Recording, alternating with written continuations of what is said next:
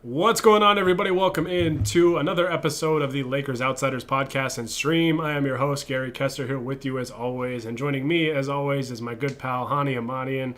Honi, how you doing, man? It's been a couple weeks since we hopped on here, and I feel like I need to catch up with you a little bit. Yeah, doing good. Busy as ever, but really missing some basketball. Soccer's back, though. Feeling pretty good about that, even though my team is in shambles. But other than that, pretty good. Yeah, every time I check my timeline like during the day and it's all about soccer, I'm just like, I don't know what is going on right now. That's how I feel when I get on Twitter on I don't know, Saturday night and it's all wrestling and I'm like, what? Who are these people? And that's when I know when to log off. So, all right. On today's episode, I teased this the last time we were on. It's going to be a mailbag stream, podcast, whatever you want to call it. We're going to answer chat questions. We had a lot of questions last time. So if you asked your question last time, it didn't get answered, drop it in the chat. I know David Chia's already got 2 Rondo questions waiting. Probably many more after that. But yeah, I mean, it can be about the Lakers, the NBA, football season's coming up, food, whatever. I don't care. Bring them all. We're here to answer your guys' questions because I hate when we run out of time and we can't get to all the chat questions. So that's what these types of episodes are going to be dedicated for. So if you have Lakers questions, just bring it. Bring them and drop them in the chat. I can see them on twitch.tv/LakersOutsiders, over on the YouTube chat, and then facebook.com/LakersOutsiders. You can drop your questions, comments, whatever you want us to discuss on all 3 of those platforms as we do this live. And then if you listen to this after the fact, this will be up on all those podcast platforms that people like to use, like Podbean, Spotify, Apple Podcasts, all that stuff. So yeah, so we'll go ahead and just dive on in. We'll knock out some of these Rondo questions right away that David Chia, I mean, he's already got 3 locked and loaded. The first one, Honi, does Rondo get his number retired before LeBron? I mean, you got to think he has to, right? Now, see, the thing with Rondo is that his championship with the Lakers really only canceled out the one that he won over them. See, I was going to go a different way with the argument on this one. I was going to say help them win one in 2010. and no, I mean you could say that too. No, I was going to say when you compare Rondo and LeBron's been with the Lakers for 3 seasons and has delivered 1 championship. Rondo was with them for 2 seasons and delivered 1 championship. That's 50% to 33%. So that's just point. The math just kind of checks out. So God, you're speaking my language. I'm speaking David Chia's language, and I'm going to regret it later on because he's never going to let me hear the end of it. So. There you go, David. I threw you a bone. The next one is, I think, more towards me, but would Rondo be the best wide receiver on the Titans? All I know is that Rashard Matthews doesn't play there anymore, so I'm willing to hear it. Lonnie doesn't care. No, he would not. I can't give you 2 positive Rondo answers. Plus, the team has A.J. Brown and Julio Jones. I mean, come on. Wouldn't Rondo play quarterback, don't you think? Probably, yeah. I mean, that would make more sense. But he does have kind of the long arms and stuff. Yeah, big hands. Yeah. So, I mean, maybe he's just a dual-position NFL player. Wow. So, yeah.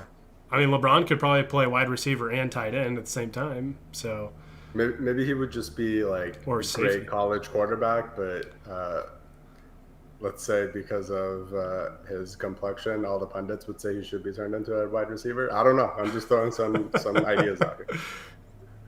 See, you went the Lamar Jackson route there, and I was thinking Tim Tebow, great college quarterback, but couldn't cut it in the pros. So either way, slander being thrown out all over the place. So I will say Rondo would probably be a better blocker than Tim Tebow. Just want to put that out there.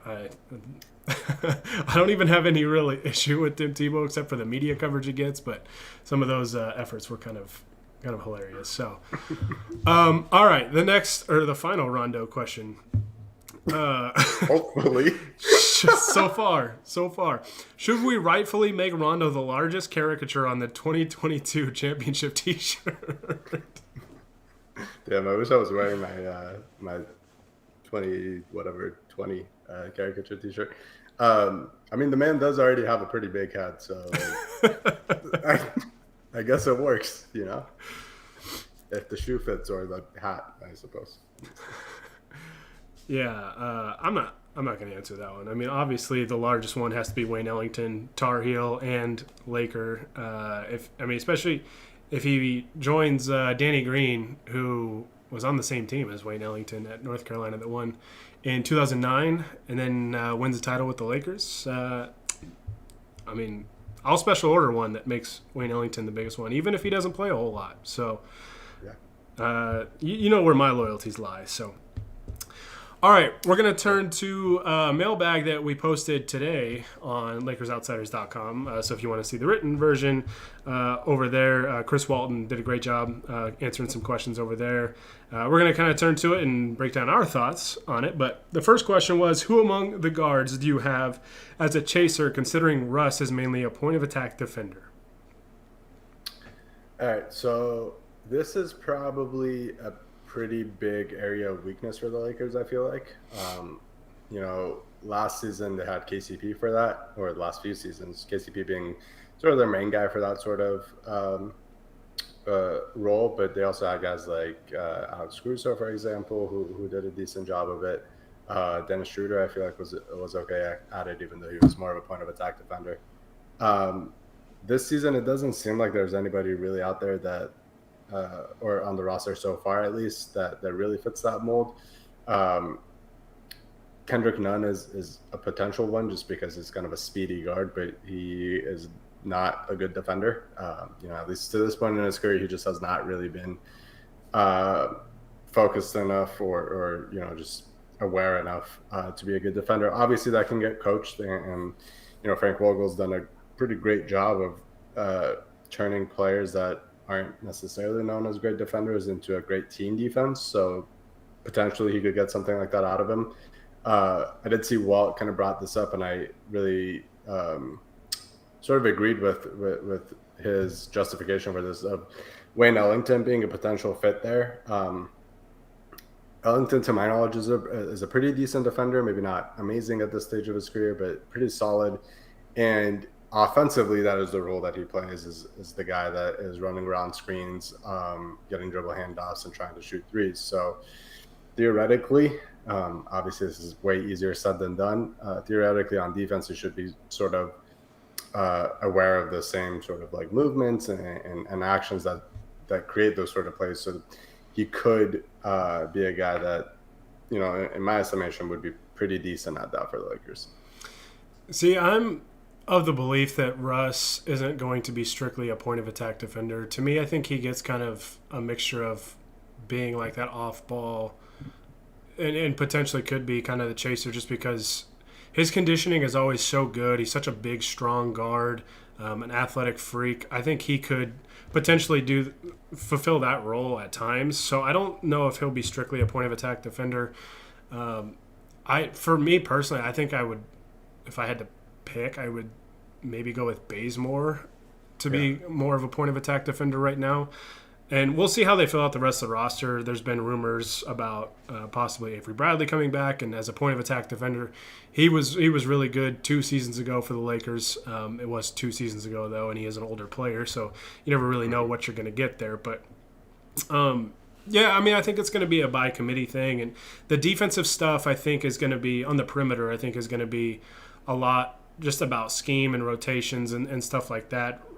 Because Pete Zayas, for those that don't know, if you don't know by now, I don't know what you're doing, but Laker Film Room on Twitter made kind of a good point of what we saw in these playoffs and kind of the last couple of rounds, and especially in that Jazz and Clippers series where teams were going 5 out, is that it's very difficult even if you have good defenders, to contain dribble penetration consistently, because the NBA is the best, the best athletes and the best basketball players in general in the world. So it's tough to consistently stay in front of guys. So I think really it's going to be more about scheme and rotations, and having guys like Anthony Davis and Dwight Howard back to hopefully contest shots and block shots, or maybe even a guy like LeBron, who has shown that he can kind of spot in as like a rim protector coming over from the weak side and stuff like that. So the defense really, to me, isn't even so much about like individual roles and stuff like that. It's all about scheme, and I trust Vogel to be able to figure it out. I would like to see maybe another player or two that kind of specializes in defense. I'd like to see that be added to the roster, just because it would make me feel a little more comfortable about it. But yeah, when it comes to like individual stuff like that, I think it's going to be by committee just about everywhere. The point of attack stuff, I don't think is always going to be Russ, and I don't think it's going to always be Bazemore or Ariza. It's just going to vary. It's going to vary. The Lakers are going to be a pretty big and pretty fast team, even though they are kind of older, but they're going to be, I think, a pretty physical team overall. So I think that's going to be their identity. And I know that the defensive talent the last 2 years has been superior to what we see on the roster right now. So it's tough to compare, but I trust Frank Vogel and his staff to be able to really figure it out and put these guys in the best positions possible when it comes to both offensively and defensively. Offensively, they should score a lot this year. But defensively, I trust Frank Vogel quite a bit, and it's going to be a by committee thing and just an overall scheme thing for me. Yeah, I think that is really the main takeaway is that it is definitely more about the team defense rather than individual defenders. Obviously, the thing that I always go back to is the Lakers managed to stay among the very, very top of the teams in the NBA defensively last season, with Anthony Davis missing 9 weeks, LeBron missing quite a bit of time. Even in those stretches when they didn't have those guys, they were among the top 2 or 3 defenses in the league. So Vogel is definitely able to get a lot out of players that are not necessarily the best defenders. This roster is definitely going to be the toughest task he's had in that regard, at least, of creating a top 5 defense. With the guys that he has, I think there are a lot of questions about whether it's because of age or just because they're guys that aren't necessarily known as good defenders.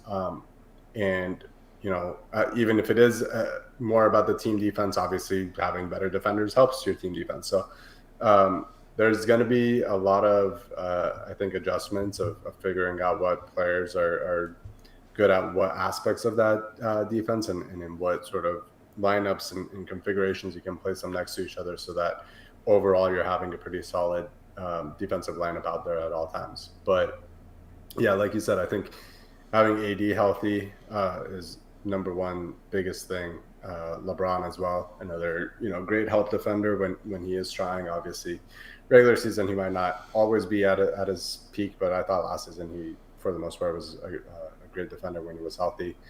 And then having Dwight back there, Marc Gasol, whatever he's going to give you if he does end up staying, there's obviously some questions about that right now.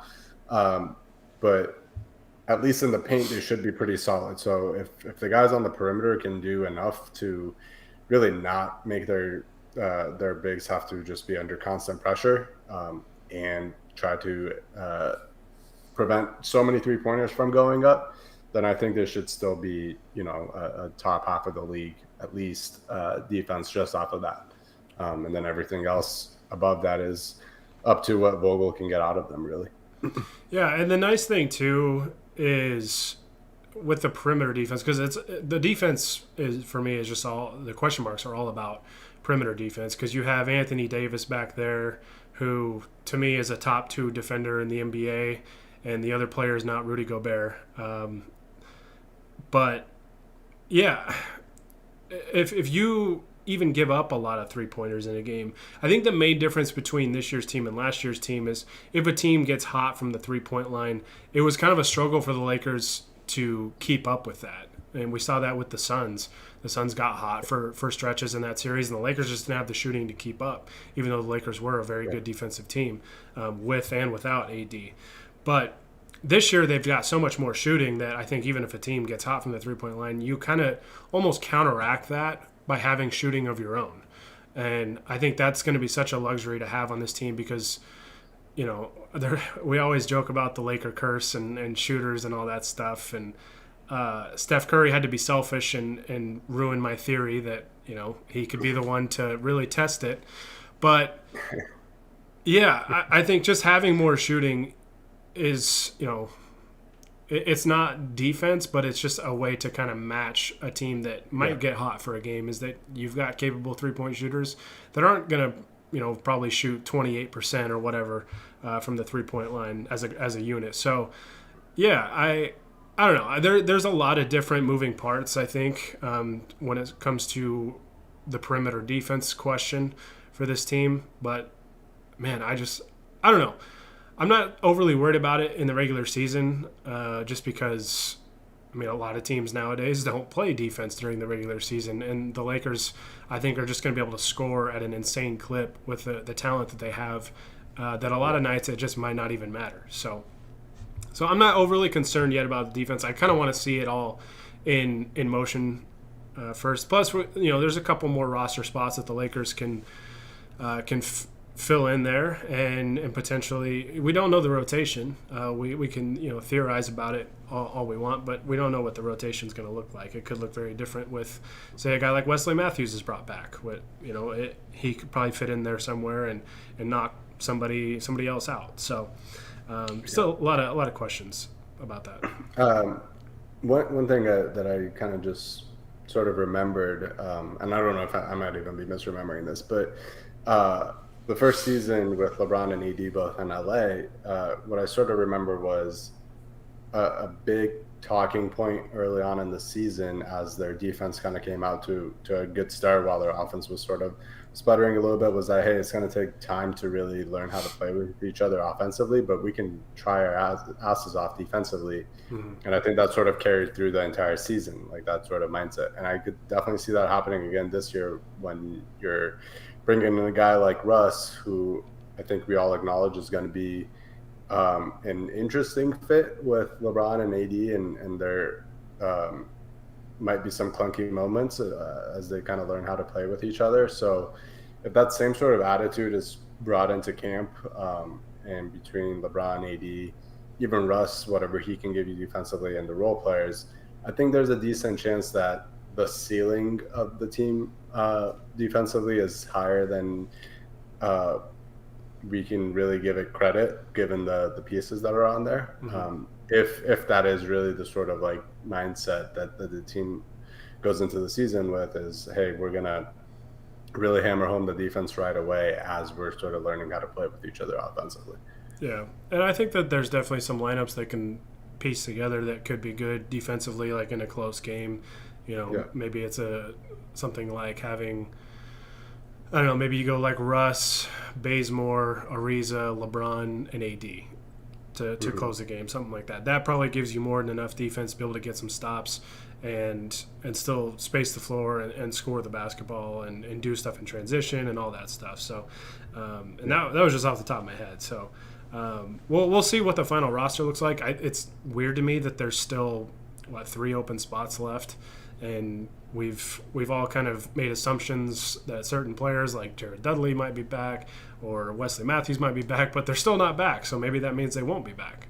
We'll just have to wait and see. I would assume with 3 roster spots, the Lakers fill out 2 of them at most. They probably leave 1 open spot for buyout season at the trade deadline. But we'll see. And on that note, the next question was, why are we so concerned about the 13th and 14th players on the bench? Well, I understand the point that this question is making. It's sort of the same thing we do every year, where once it's, we get into August and there's still some roster spots free, and we're kind of talking about the really bottom of the barrel free agents still left.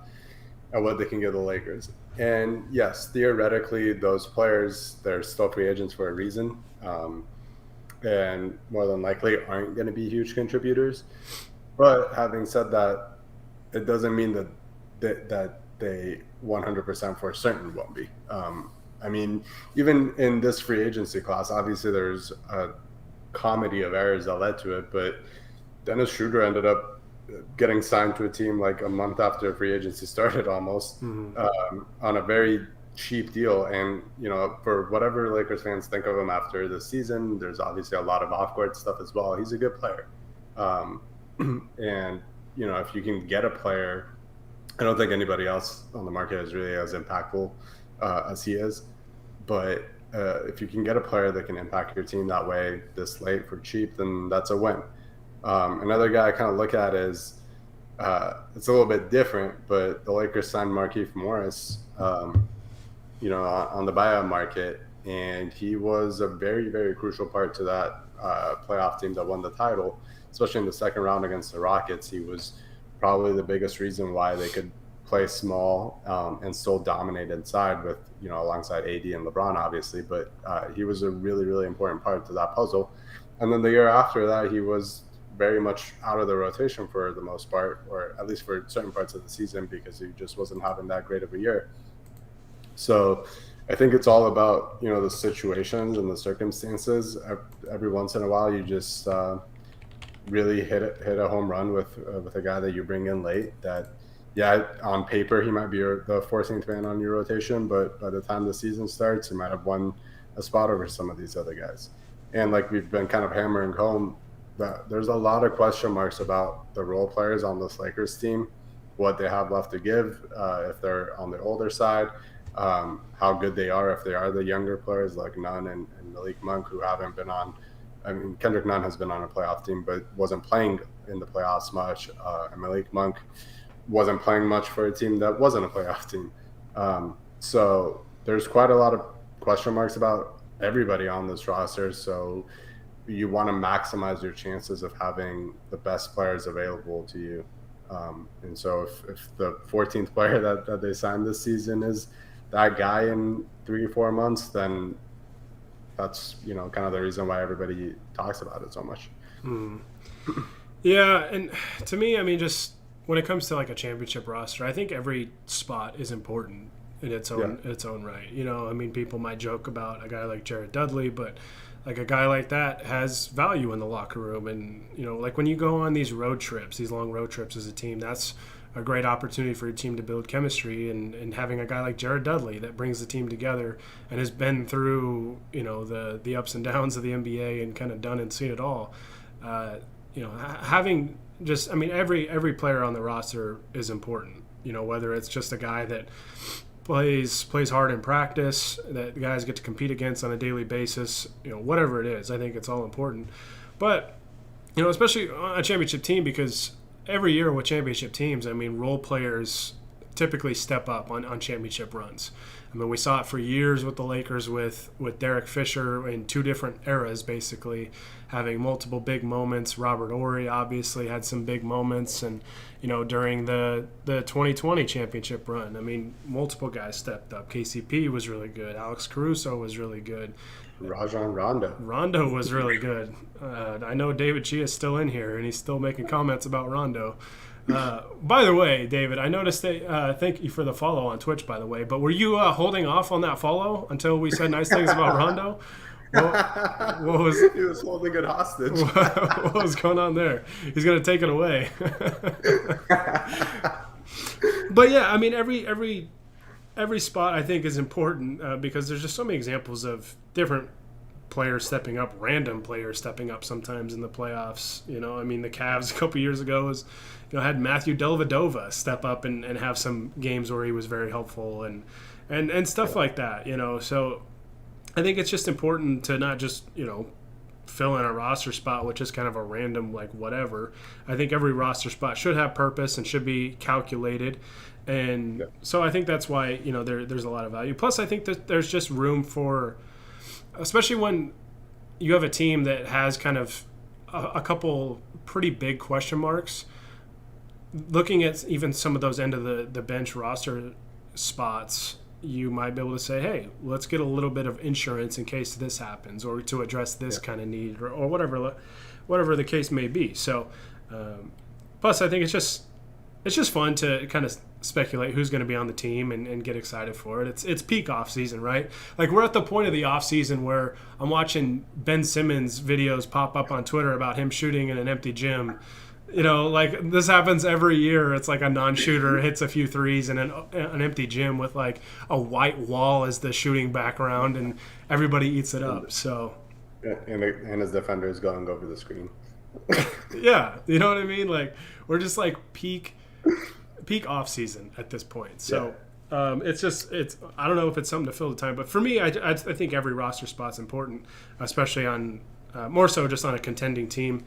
If you're a team that's going to be, I don't know, bottom 10 in the league or whatever, it's probably not that important. You kind of do some projects or whatever, but yeah, I think title teams, every spot's important. So I think that's why. I think the main point is there's no guarantee that the 13th and 14th guys that get signed to the team right now are going to be the 13th and 14th players in the rotation. Right. By the time the playoffs come around, they absolutely could win jobs over other guys. So you try to get the best players available, and in my opinion, I think you also want varying sort of like profiles of players, sort of like we talked about with like the point of attack defenders or the chasers or whatever. Same thing offensively, guys that can give you 3-point shooting or guys that can handle the ball or whatever else. I think you want a variety of those guys so that you can be flexible once the playoffs come around in certain matchups, use certain players, and vice versa. Yeah, for sure. So, all right. Next question. The next two questions are about the front court, and they're both very similar questions. But the first one was basically asked, if Marc Gasol is not brought back, whether he's traded, released, he retires, whatever, there's been some speculation about that. There was a rumor, the report that the Lakers did try and trade him essentially in kind of a salary dump, and it didn't work out. But if Marc Gasol is not brought back, basically, who would you look at the center position to potentially replace Gasol? On the roster and the rotation, however you kind of look at it. Is there any chance that we can get the Suns to buy out JaVale McGee before the season starts? Considering they just signed him, I don't think so.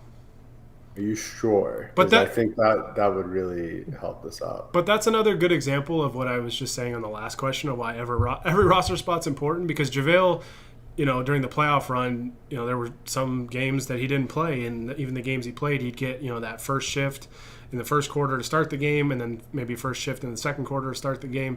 But was a great teammate, good guy in the locker room, and did his job. So, and that's not a guy that you would consider like, obviously, like a top 5 player on that roster by any means. But, I mean, you probably had him number 1. But most people, he's the biggest one on my caricature shirt. So, but like, that's a good example of, a guy that, even though he's not looked at as like a star or anything, can come in and still help, even though, he's not regarded as one of the best players on the team. Yeah, absolutely. Okay, so I'm looking at a list of free agent centers available, and the JaVale stuff, while I did mean it, was mostly me stalling so I could look this up. Well, I'll give you a few more seconds. I'm looking at a free agent list on Spot Track. Yeah, that's what I'm using. And for some reason, Rick Carlisle was listed amongst the free agents, and like the position says COA. And it was like marked as a UFA, went from Dallas to be determined, which he went back to Indiana. But I was like, I didn't know we were listing coaches as free agents now. That's great.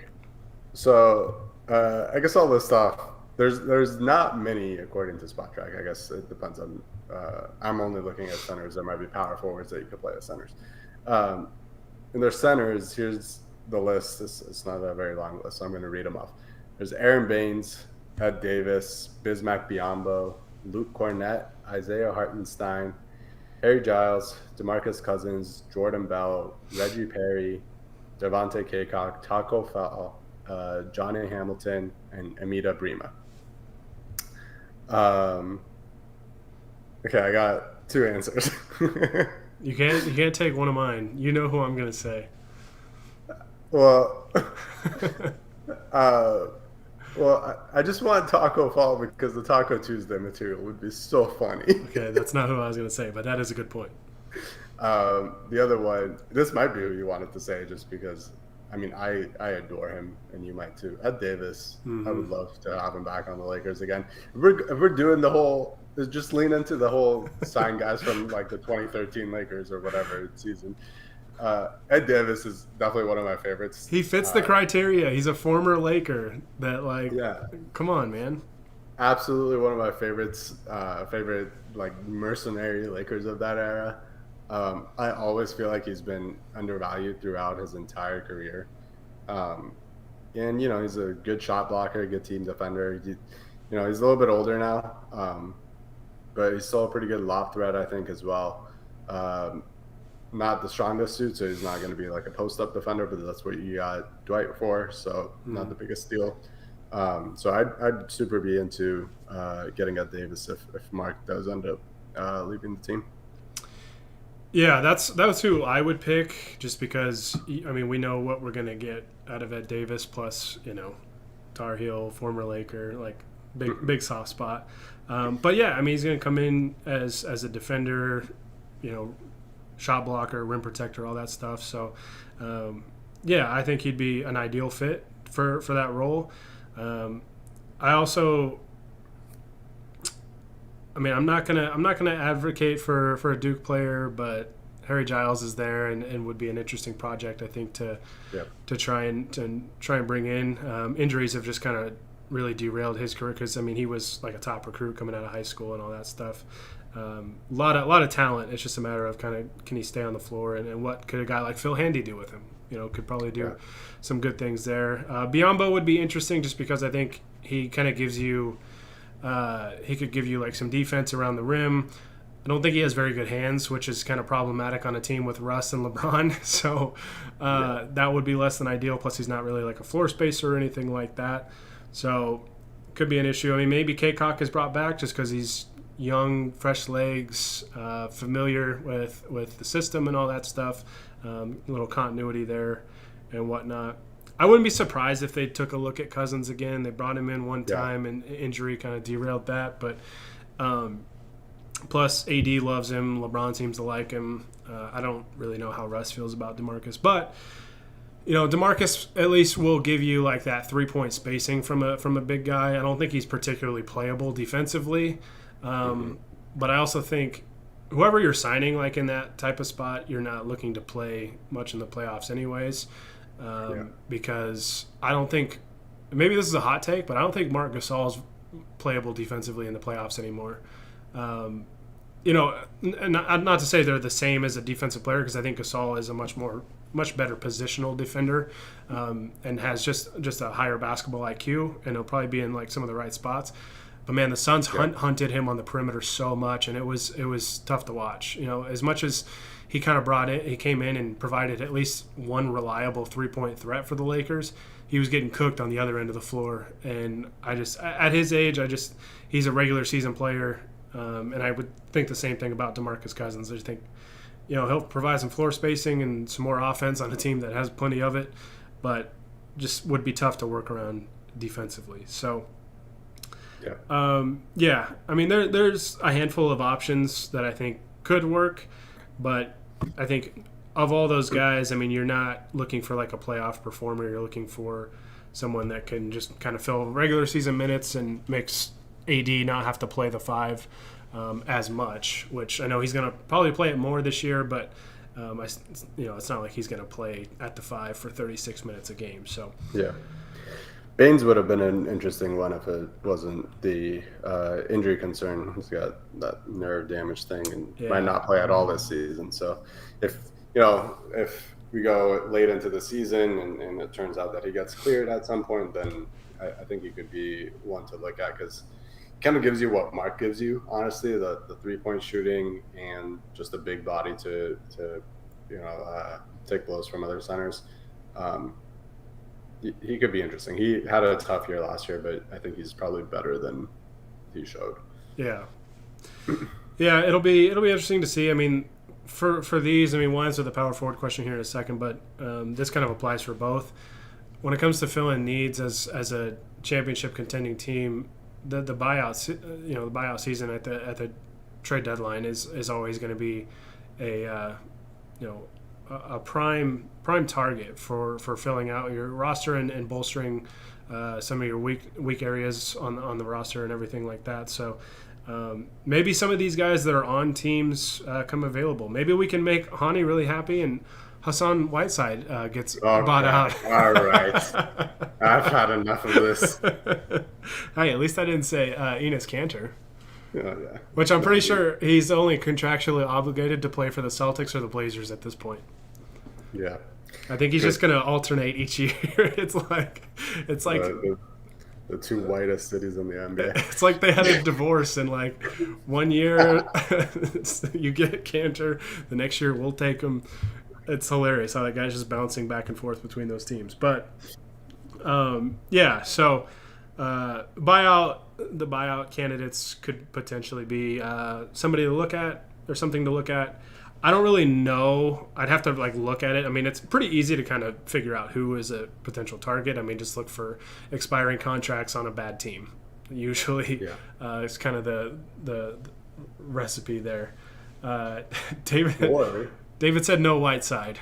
David, how about this? I'm going to pose a question. I'm going to throw a question back to David. What if the only stipulation that Rondo comes back to the Lakers is Whiteside has to come with him? He's still in on Rondo. That's evil. He deserves it. He took back his compliments on me earlier because I didn't say nice things about Rondo. So, yeah. There's also a certain player in Cleveland with 2 years left on his contract who sure doesn't seem happy to be playing there. That's what I was just going to bring up with the next question that was asked on Facebook was losing Markieff Morris. Do you think they need a bigger backup for like him to kind of fill that role? I don't think it's necessary. I think depending on how you look at it, I think LeBron is going to play quite a bit at the 4. I think Trevor Ariza can play quite a bit at the 4. Really probably should mostly be playing at the 4, even though he's probably their ideal or their best wing defender on the roster right now. So I don't think it's necessary. I do think that's something that they could look at, and if it does kind of come to this point where AD really commits to playing the 5, then I think you can, put some resources into getting another power forward so that you can play alongside him. The guy that's kind of available right now that I think would make a lot of sense in that sort of situation is Paul Millsap. Mm-hmm.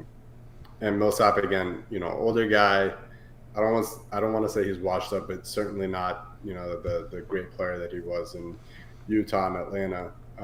But he can give you, that toughness inside, some rebounding, some switchability in terms of defending wings and bigs, some decent shooting, all of that. So I think he's a guy that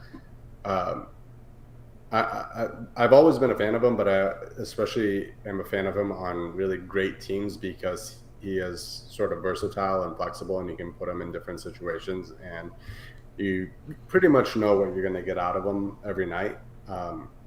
So yeah, I think that's somebody to look at. I would be surprised, I think, if that's the way that's where they were headed, because I think really the only reason they would get another big, in my opinion, is if Mark doesn't come back. And if he does come back, then I just don't really see a need for another one. And I would rather they get a third point guard probably and get a wing defender and then wait for the buyout market and probably just get whatever best player available at that point.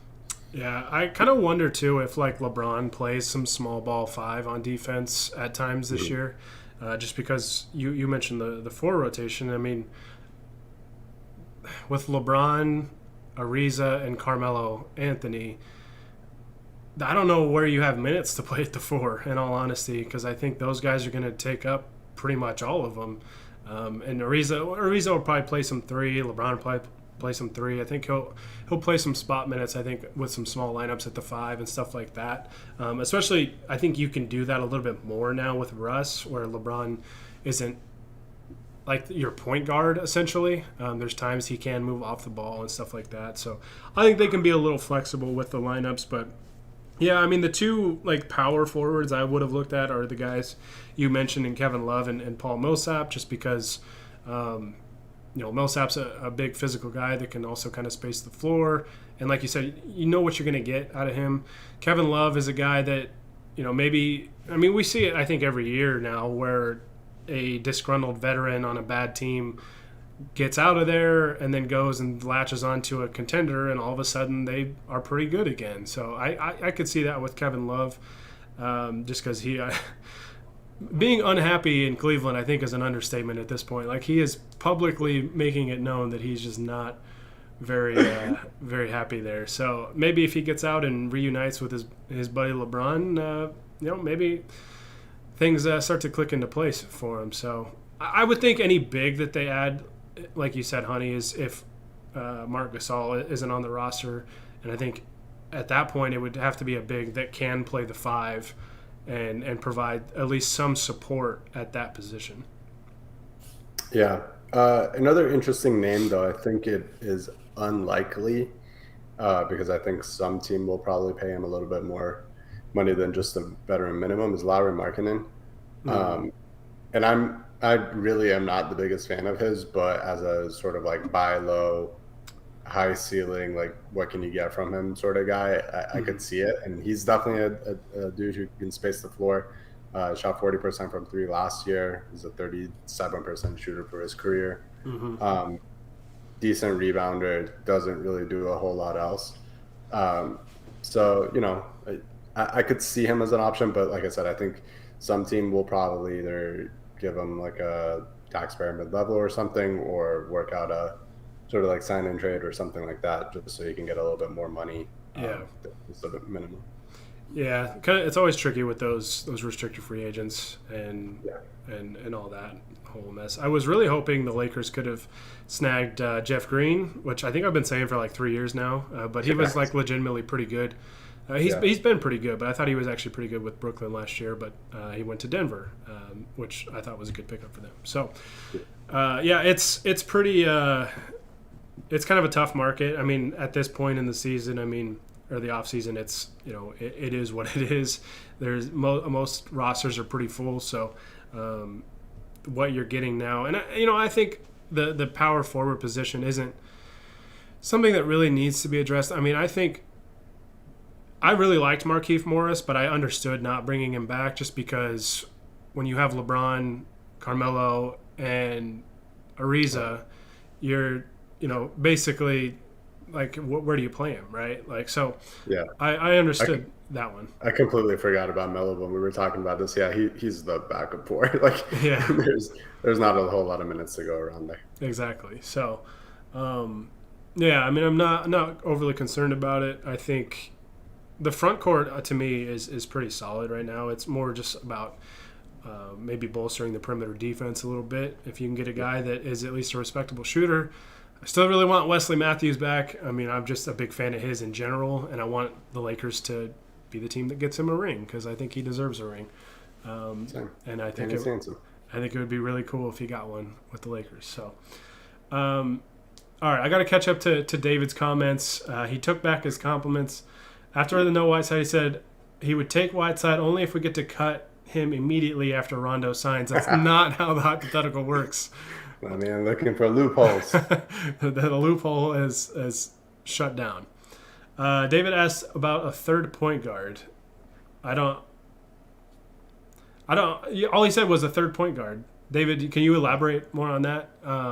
Because we all know which third point guard you want, but I mean, we can talk about the point guard position. Do you think the Lakers need another point guard? And on the free agent market, I guess, who would you look at? Not named Rajon Rondo. Technically not a free agent, by the way. Correct. So I don't think it's their biggest need. I think their biggest need is like a wing defender, ideally one that can hit threes as well. like you said, although those are going to be hard to come by at this point. But I do think it is a priority. Because right now it's, Westbrook is a starting point guard. Kendrick Nunn is the backup. LeBron technically obviously can play point, but they don't really have that third true point guard, I guess we can call them, to really, be there in case of any sort of injuries to Russ or Nunn. Or if Nunn doesn't pan out, which I think there's a decent chance of that happening. So I would like them to get another one. I'm not particularly fond of the guys that they have worked out so far. I don't think Isaiah Thomas really has anything left. And Darren Collison, I mean, he hasn't played in forever. And the last time he said he was going to come to the Lakers, he then didn't after he got free courtside tickets. I think it'd be hilarious if they invited him to say, like, hey, you want to come sign the contract? And he's like, oh, yeah. And then he gets there and they're like, we're just kidding, man. See you later. And then Mike James is the other one. I admittedly don't really know a whole lot about his name. I think he had a pretty decent season with the Nets last year. Just look up some numbers. He averaged about 8 points a game, 4 assists. That's not bad. Not exactly shooting the lights out, 37% from the field, 36% from three. So not an awful option by any means. I would be into that idea, but kind of looking at the names, there's not a lot there that I love. Former future Laker Dante Exum is available. I don't know if he's even healthy. He's never healthy. He was playing in the Olympics, but he did get hurt in one of the games. See, there you go. Avery Bradley is available. We kind of talked about him already. Again, don't know how healthy he is or how over the hill he might be. I think he had a decent half season with the Lakers. When he signed here, obviously we didn't get to see how he would perform in the playoffs, so kind of hard to say. And there's a lot of like project guys like Frank Ntilikina, Dennis Smith Jr. So I think there is talent kind of available, but none of them are kind of like screaming out at me as, they should go after this guy. It's just kind of like, what kind of profile can you get that maybe you don't already have, or that is sort of a nice fit around LeBron, AD, and even Russ potentially if you play with 2 point guards. Yeah. So one name that we haven't brought up yet at that guard spot, I think that could fill some defensive void, would be Shaq Harrison. I think he's a guy that I think I would trust as a defender to kind of help provide some support on the perimeter, because I don't really think you need a guy that is like a playmaker or brings like a ton of offense or anything like that, because at that position, I mean, LeBron's going to essentially be kind of your point guard. You got Russ obviously to probably kind of handle the second unit, but and then you got Talen Horton-Tucker, so you've got like a lot of support at that position offensively. So I don't think you really need a guy that can come in. For me, like the leaders would probably be like an Avery Bradley or Shaquille Harrison, guys that can bring some defense maybe at the point of attack or whatever. Exum would be fine as a flyer just because in that semifinal game against Australia, he was straight up cooking Team USA. Like, he was playing really well, and then he got hurt, kind of landed on his hip or whatever. I don't know if he came back in that game or not, but the first half he just was playing really well. So I mean, there might be a little bit of juice there that you could squeeze, but I mean, a lot of guys, like you said, Honi, are just kind of projects at this point. Tim Frazier, I believe, has kind of a reputation as a defensive player. I just don't know if he really gives you anything offensively, but I don't know.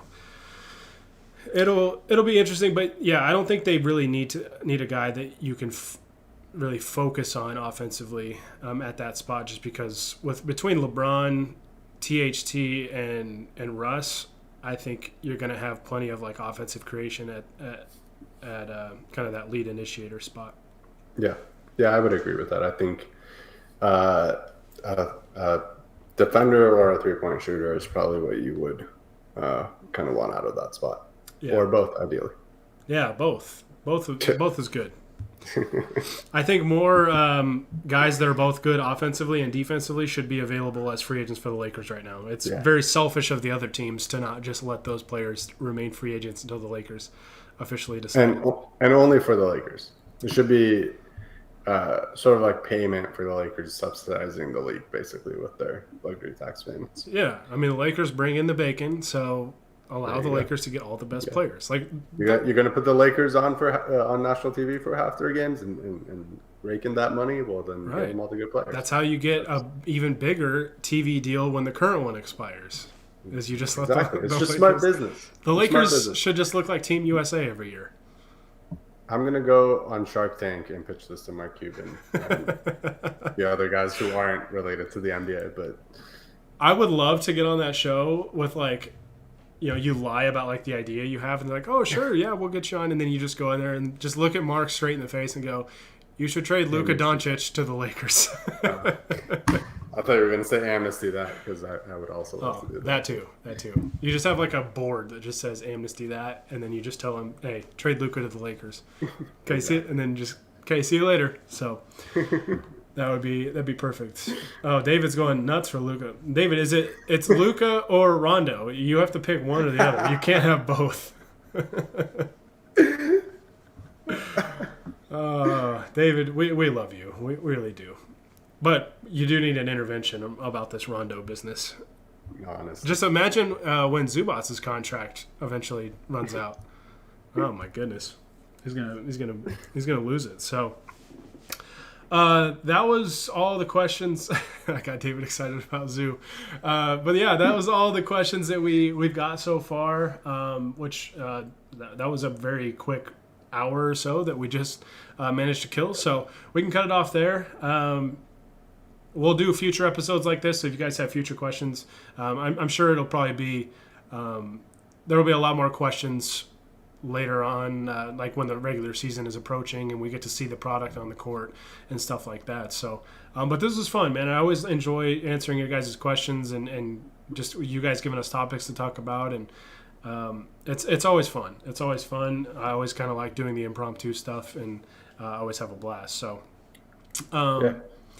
And I just want to point this out. If you're ever at work daydreaming and not focusing on your actual job like I always do, and you think of a question in like the middle of the week when we're not asking for them, shoot us an email. We will save them and use them either on a podcast or on the site, either way. Mm-hmm. Absolutely. So yeah, we're going to sign off. This was fun, a little Mailbag Monday. It's been a while since we did one of these on a podcast, but it was fun. I appreciate those of you that chimed in and asked us questions, and even you, David, even you and all your Rondo questions and Rondo love, man. Rondo propaganda. I admire your consistency and your loyalty. I really do. So, yeah, we're going to sign off, but we always do these live on twitch.tv/Lakers Outsiders and over on YouTube and then on facebook.com/Lakers Outsiders. And then after the fact, these will be up on all those podcast platforms. This one should be up tomorrow morning. The last one took a little bit longer than I wanted to due to some technical difficulties, but I believe we have found a remedy for the issue. So should be up promptly. And yeah, so we're going to get out of here. Honi, thank you for joining me. Thank you. Go get some rest. Sleep good. Thank you guys so much. Have a great evening. And we will see you guys next time. So with Honi Ahmadian, I'm Gary Kester and the Lakers Outsiders, signing off. Happy birthday, Kobe.